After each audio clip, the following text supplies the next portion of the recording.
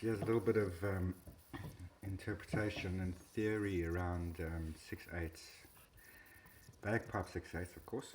When you play a bagpipe 6/8, typically there's a structure that's quite unique compared to most other bagpipe tunes. For starters, it's compound time.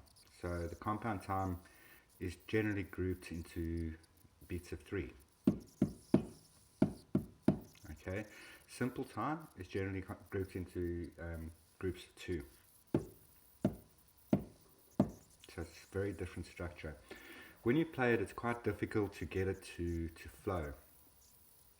The reason why I think most pipers struggle with this is that the interpretation into phrases is difficult to understand, because we tend to think of things linearly. So we think of the groupings as existing in their own right. So if you take the first part of, let's say, Ethel Highlanders, okay, dee dee da dum dee dum da da da. Okay, we think of it this way: dee dee da dum dee da dum da da dum.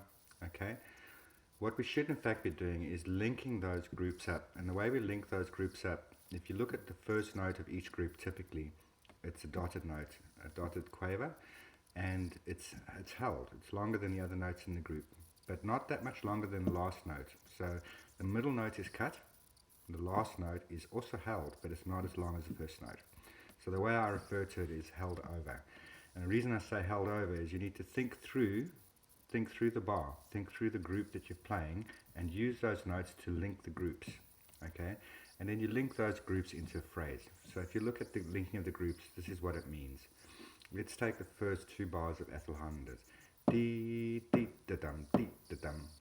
Okay, dee da dum dee. I'm playing into the next beat.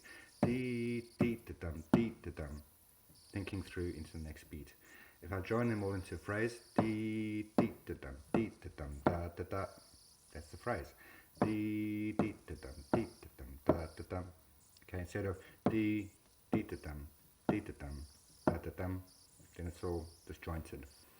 So a good way to practice this as a piper, it will sound a bit strange to you, but you really should try this. It will help you a lot if you want to improve your 6/8 playing, I believe, is to actually get that rhythmical structure into your body somehow. And the way to do that is to actually beat the structure. Now the way you can do it is, imagine you're a drummer. It's a bit of a hard thing for a piper, but just go with me on this. And when you're playing it, play from right to left. So I don't know if you can see my hands here.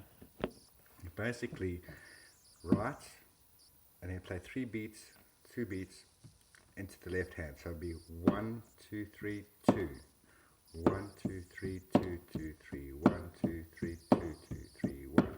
Now I'll play it flat for you so you can get the structure, and then I'll add the interpretation. So follow along with me.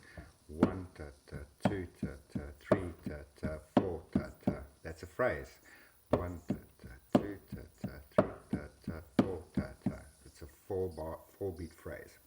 Beat ta ta ta ta ta ta ta ta. Now all different tunes in piping have different phrasing, and phrasing can be interpretive as well. So you can phrase things slightly differently, but it's normally quite logical if you think about it, where the phrasing actually starts and ends.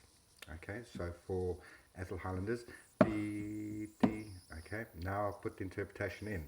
So now we'll play held, cut, held over. So it'll sound like this.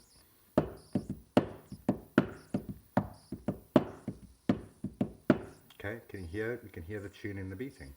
Dee da da da ba da ba da dee da da ba da ba da da dee da da. All right, instead of dee da da da da da da da da da dee da. Okay, dee da da da da da da da da da. So try this with me. Okay, hold, cut, hold over.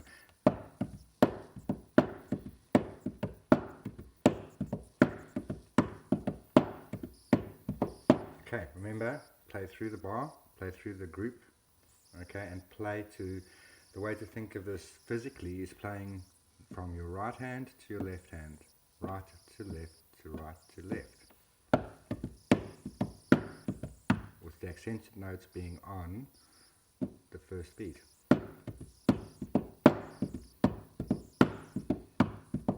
And try and get that type of flow to start happening.